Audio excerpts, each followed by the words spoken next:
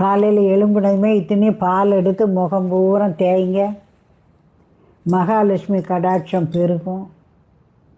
குழந்தைகள் வெளியே போயாச்சா என்ன செய்யணும்?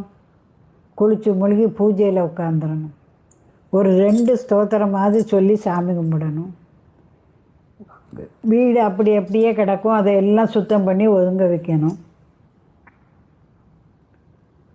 கொஞ்சம் தூக்கம் வர மாதிரியா இருக்கா, ஃபேனை போட்டு கொஞ்சம் தூங்கி எழுந்திரிக்கணும். அம்மா ரிலேஷன் யார்கிட்டையாவது பேச வேண்டியிருக்கா, அதை கொஞ்சம் பேசி ரிலாக்ஸ் பண்ணணும். நமக்கு குழந்தைகளை அனுப்புனதுமே டக்குன்னு வேலை ஓடாது. கொஞ்சம் நேரம் உட்காந்து ரிலாக்ஸ் பண்ணி யார்கிட்டையாவது 2 வார்த்தை பேசிட்டு, அம்மாக்கிட்டேயோ சிஸ்டர்ஸ்கிட்டையோ ஃப்ரெண்ட்ஸ்கிட்டையோ செல்லோ இருக்குது, கொஞ்சம் சேட் பண்ணால் ஒரு ரிலாக்ஸாக இருக்கும். அடுத்தால வீட்டை எல்லாம் க்ளீன் பண்ண வேண்டியது.